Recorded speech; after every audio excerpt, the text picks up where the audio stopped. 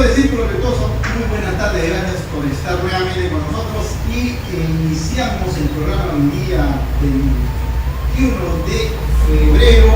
Ya el mundo empresarial viene trabajando todos estos aspectos de lo que compete a ir preparando los cierres fiscales, el impuesto a la renta. Bien, habíamos comentado también que están disponibles ya ambos PDT, los PDT virtuales o el PDT tradicional del 708. El 706 del año 2007, ahora este año el 708, que es en rigor para los cumplimientos de las personas naturales con negocio o las rentas empresariales, que muchos ya lo vienen presentando, por cierto, cuando se trata un poco de generar o en el sentido de exceso de pago de impuesto a la renta del ejercicio fiscal anterior o los arrastres de años anteriores en exceso de pago, tuvo que haberse presentado en todo caso en el máximo 31 de enero del año 2019.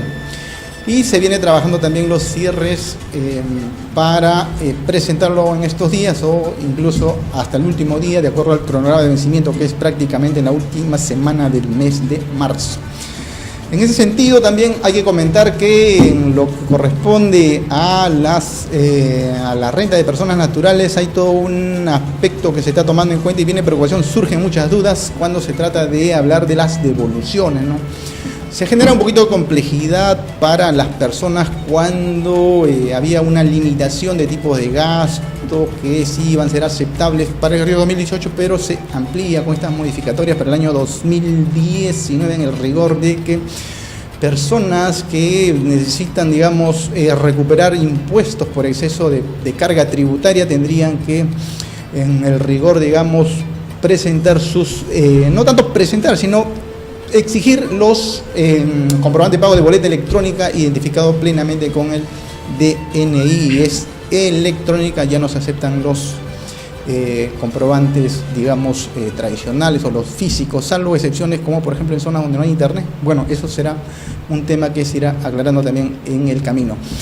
Amigas y amigos, tenemos que abordar en rigor todos estos aspectos, pero implica mucho hablar con el tecnicismo jurídico y para ello ya tenemos nosotros en la plataforma de Onda Digital al doctor Jesús Ramos Ángeles. Es un especialista, un profesional que lleva los tributos en la sangre, de manera que nos va a dilucidar y vamos a hacerle todas las preguntas que ustedes también han venido manifestando dentro de las inquietudes que surgen en estos tiempos de verano. Me dicen que los contadores públicos no tienen playa, sino que la contabilidad del tributo en la sangre y el tema de los números implica estar en nuestros escritorios cómodamente y, si es posible, pues disfrutando del mundo del guarismo, los cálculos, etcétera, etcétera. Jesús Ramos Hernández parece un contador público, pero es un abogado tributarista, de manera que ya damos la bienvenida a nuestro programa Círculo Virtuoso. Jesús, muchas gracias por estar en Círculo Virtuoso de Onda Digital. Gracias, Juan, encantado, ha sido un gusto aceptar la invitación y estaré encantado de poder hablar sobre todos esos temas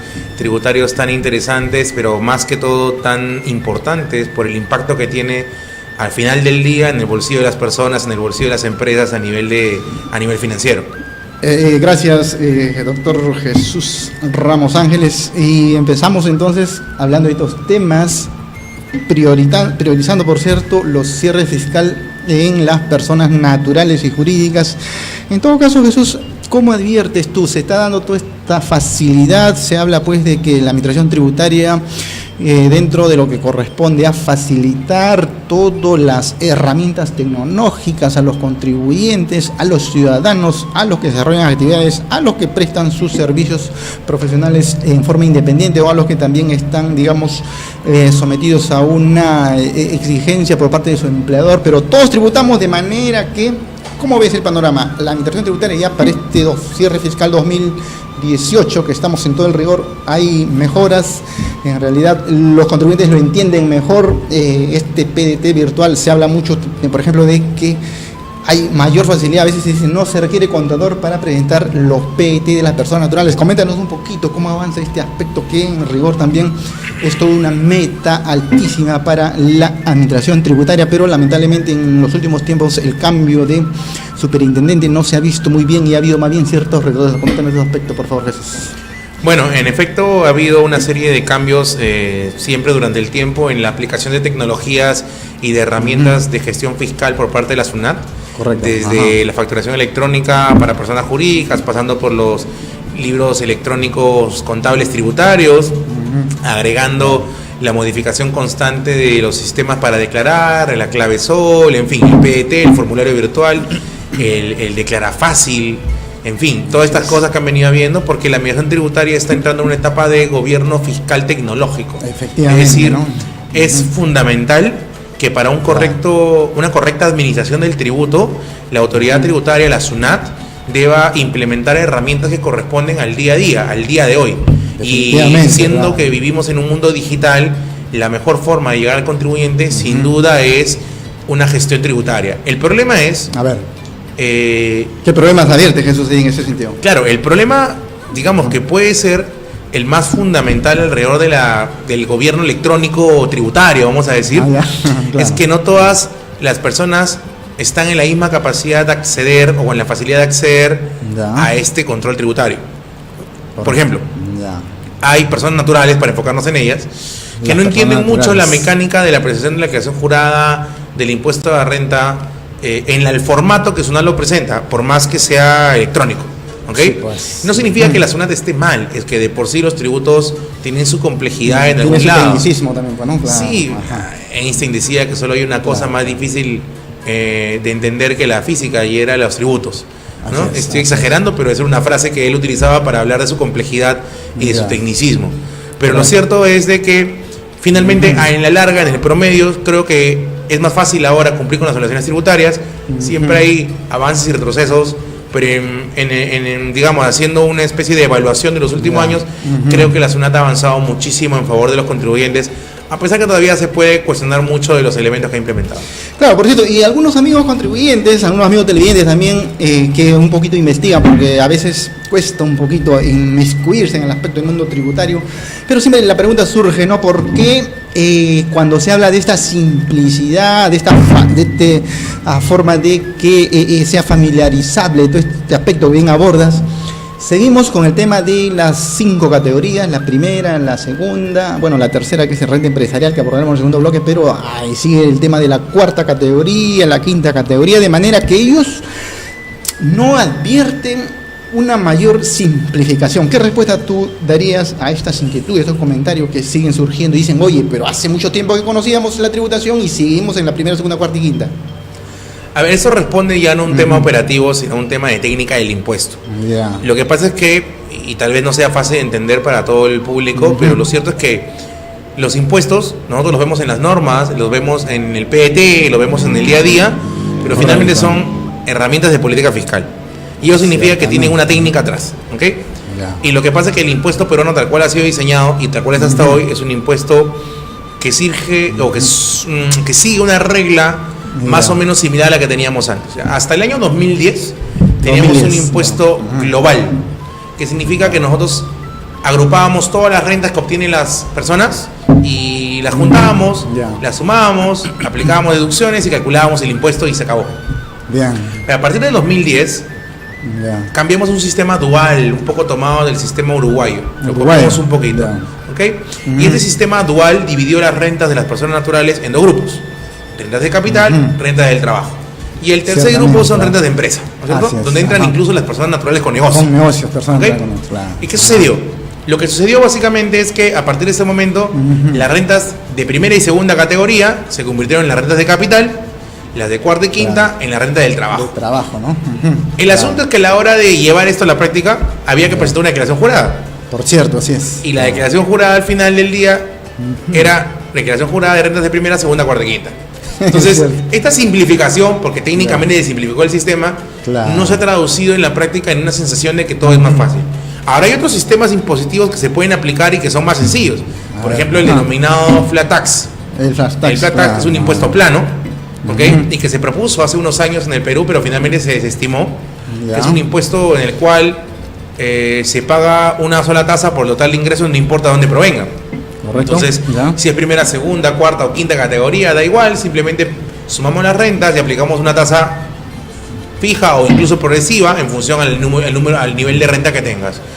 Esto seguramente, sin duda, simplificaría la tributación de las personas, pero trae otras consecuencias de índole tal vez distinta, por ejemplo, la capacidad contributiva o la imposibilidad del Estado de poder hacer incentivos fiscales. Y es importante para una economía poder incentivar o desincentivar una conducta, ¿no? Muchos se preguntan, ¿por qué mi renta del trabajo o mi renta de quinta paga 30% en algún caso? Hay tasas acumulativas progresivas. Sí, puede ser. Cuya tasa máxima es 30, ¿no? ¿Por qué yo pago 30 y alguien que vende una acción paga 5? ¿No? Sí, pues. Hay muchas respuestas para ello. Una primera podría ser: el legislador se equivocó, que sin duda no es la respuesta adecuada. Otro diría, bueno, ahí estamos hablando de una capacidad contributiva, ¿no? Frente a un monto de alguien que va a pagar 30 y otro que está en la primera peldaño, digamos. Que más bien una explicación sería una crítica. Porque yo que gano 3.000 soles mensuales, 2.000 soles mensuales, o lo que fuese, pago 30%, bueno, no paga 30, en realidad paga una tasa menor. Sí, pues. Pero ¿por qué alguien que trabaja, que somete su esfuerzo, paga una tasa mayor que alguien que de repente... Vamos a poner un ejemplo, y no es que esté mal, que de repente simplemente tiene dinero y en consecuencia gana 5% o paga o tributa 5% por sus rentas del capital, intereses, dividendos, regalías, ganancias de capital por venta de acciones? La explicación va más allá de la justicia. Imagínate, Tiene que ver con dos cosas. En primer lugar, porque se presume, no siempre es así, se presume que primero yo ahorro y luego invierto. Sí, pues. Entonces se entiende que un poco yo primero gano plata a través de mi trabajo, y tributo como trabajador, luego ahorro y luego invierto, y cuando invierto tributo 5%. Pero no tiene lógica, ¿no? Sí, claro. Pero ¿qué pasa si yo soy una persona que me gané una lotería y gané $1 millón? No hay mucho esfuerzo. ¿Ya? ¿Ok? Y como consecuencia de eso invierto y tributo 5%. Y no hay un impuesto en Perú ni en las donaciones, ni en las herencias, ni en la lotería. Claro, exactamente. O yo me volví loco, ¿no? Y comienzo a donar a gente, no sé, pues billete de 100 soles. ¿Ok? Correcto. Y luego con esos 100 soles la gente comienza a invertir. ¿Ok? El acto de donación no genera en esa persona que recibe renta grabada. Igual que si ganas una herencia, o mejor dicho, obtienes una herencia, y esa herencia es más o menos material el monto que recibes, eso tampoco es renta grabada. Si luego tú lo utilizaras para invertir en el mercado de capitales y comprar acciones, bonos, y luego venderlos, tributaría 5%. Entonces, esa explicación de que seguramente primero ahorré de trabajar y luego invierto, hasta un punto es accesible, después pierde sentido. Correcto. Yo creo que la verdadera explicación es que el Estado lo que quiere es promover el mercado de capitales. Por cierto, ¿no? Promover el mercado de capitales, lo que quiere es incentivar el mercado de capitales. Porque finalmente el mercado de capitales es un sector que el Perú no ha desarrollado de manera muy fuerte todavía, que seguramente está más desarrollado que antes. Y esto va de la mano con últimas reformas tributarias, la reforma tributaria del 2016, que entró en vigencia en 2017, o la última en 2018, que es a partir del 2019. Si tú haces un análisis de la reforma tributaria, te das cuenta que muchas de las normas que se dieron tenían que ver con promover, con incentivar, con mover el mercado de capitales. Y eso va desde mover el dinero de las grandes inversionistas, como mover el dinero de las personas de pie, que de repente ganaron una liquidación por su trabajo de 7, 8 años, y deciden invertir esa liquidación en de repente un fondo mutuo, un fondo de inversión, etcétera. Por ejemplo, ¿no? Yo creo que esa es la explicación. A algunos les puede gustar, a otros no les puede gustar, pero finalmente es la norma que tenemos ahora vigente. En la mayoría de países las rentas de personas naturales suelen ser altas, incluso más altas que el Perú. Hay países que tienen tasas de 45-50% en renta de personas, ¿no? Y la tendencia más bien es que las rentas de capital no sean tan altas. Por esa razón. Ahora, hay varios aspectos ahí que seguramente generan mayor complejidad. Por ejemplo, cuando dicen en el mercado, en todo caso en el país, el sistema tributario se genera mayor complejidad porque no se logra entender. Hay ciertos tributos o ciertas exigencias referente a cómo tributar que son de carácter definitivo y cancelatorio, como el tema de los pagos de dividendos. O también se plantea de que a veces la misma administración tributaria premia al incumplimiento de los ciudadanos que en su momento no tributan como corresponde, ¿no? El caso, por ejemplo, este tipo de amnistías que también, claro, vemos en el aspecto municipal, pero la misma administración tributaria también a veces premia ahí con una tasa menor. El caso que hemos visto, por ejemplo, de estos desbalance patrimonial, que hubo una normativa que en su momento dijo, bueno, págame el 10 o el 7% y saneas todo. ¿Cuál es tu apreciación o tu crítica a estas alternativas que planteas, Sunat, frente a una situación que también necesita recordar y plantea esta alternativa y inclusive no han sido halagadores los resultados? A ver, acá hay dos temas que tocar. En primer lugar, no es que la SUNAT lo plantee, Esto es una política de Sí, Estado. tiene razón, ¿Ok? claro. Así Lo que es. pasa es que la SUNAT finalmente es la ejecutora y la cara de los tributos en Perú. Así es, ¿Ok? así es, ajá. Pero lo cierto es de que sin duda esto va más allá de la SUNAT. Perú tiene un plan para ingresar a la OCDE al 2021, Efectivamente, ¿cierto? claro, así es. La OCDE es la Organización para la Cooperación y el Desarrollo Económico y en buena cuenta es el club de los países más desarrollados a nivel económico. Y Perú tiene el plan de entrar. Nos daría mucha fuerza a nivel de la región, pero también a nivel del PBI en entrar a la OCDE. Correcto. El asunto es que para entrar a la OCDE tenemos que cumplir determinadas condiciones, requisitos. Ya, Hay que ganar galones, ¿no es cierto? Hay que sacar medallas. Sí, pues, sí, sí. Y una de esas medallas implicaba o implica en cierta forma desarrollar el sistema tributario a un estándar internacional. Ya. Hay un informe de la OCDE sobre el tema tributario que salió en 2015, en octubre, en su versión final, llamado el informe BEPS. Y es un informe para buscar mecanismos de un país para luchar contra la evasión y la elusión fiscal. Ajá, Aunque te parezca ya. extraño, una de las recomendaciones para luchar contra la evasión o la Ya. ilusión fiscal es dar una amnistía. Imagínate, bueno, es ¿Ok? una recomendación. Sí, Ya. es cierto. Uno puede pensar de que es injusto que aquellos que siempre tributaron y pagaron sus impuestos Ya.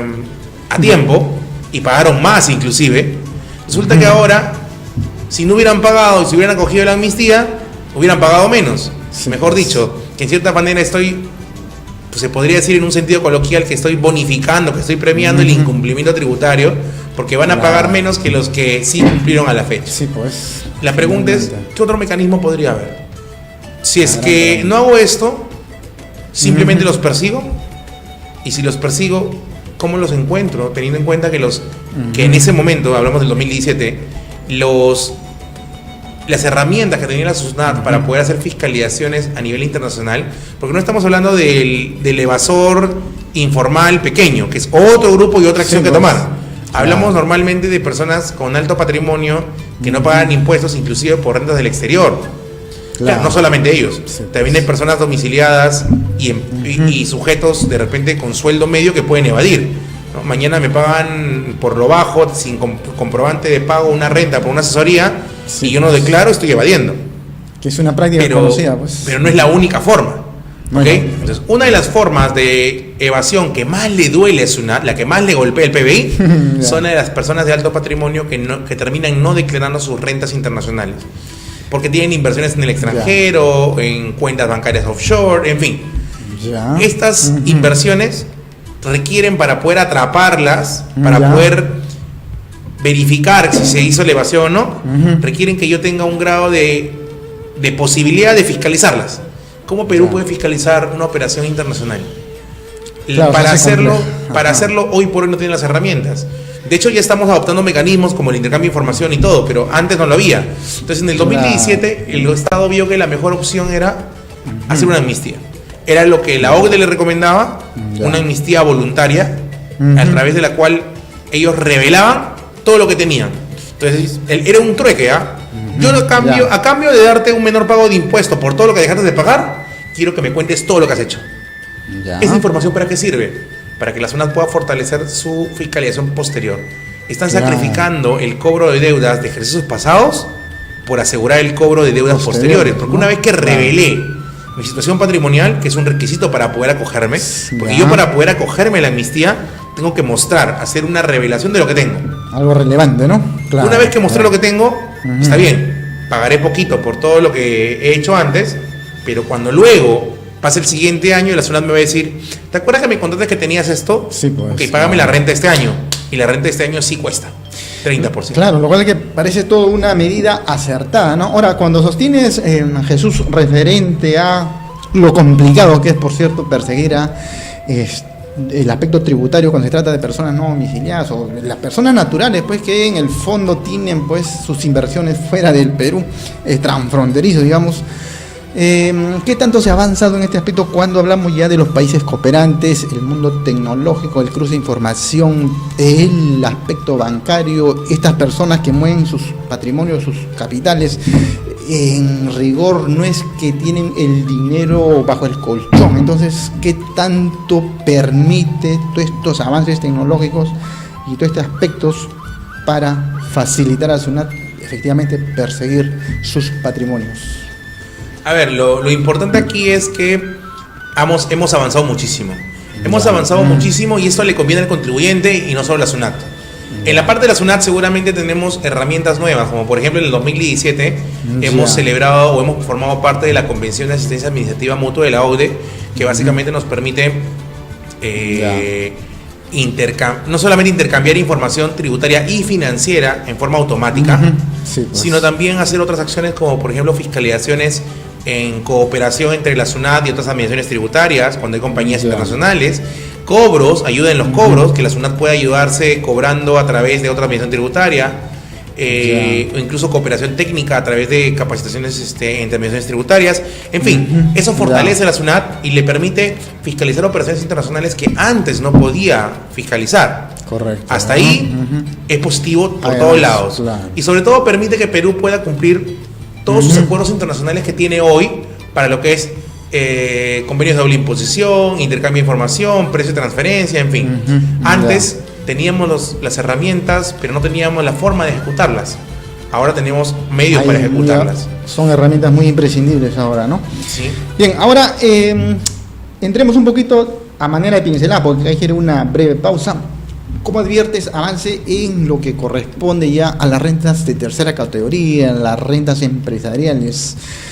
También se hace compleja, por cierto. Todo lo que hemos abordado trasladándole a los negocios seguramente es más complejo, ¿no? El aspecto de utilizar mucho, por ejemplo, los servicios digitales.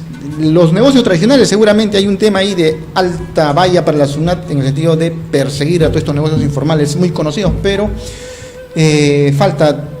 ¿Cómo adviertes ahí? La SUNAT conoce, por ejemplo, en Emporio Comercial en Amaro sabemos que hay una informalidad a prueba de balas, si queremos exagerar un poco, pero sí es compleja cuando hablamos de los negocios digitales, donde se utiliza mucho el internet, es complicado. A ver, ahí tienes, digamos, dos enfoques, ¿no? Uno, el informal que la SUNAT lo conoce, pero poco avances hay, y lo cierto, lo más complejo es ya con el mundo tecnológico, que ciertamente permite complicar a la administración tributaria. Parece contradictorio, pero el hecho de utilizar herramientas tecnológicas por parte de ciertas empresas o negocios permiten también buscar alternativas de ocultar o creando de repente una empresa a otra empresa, etcétera, etcétera. A ver, ¿cómo adviertes tú esa situación actual en estos tiempos?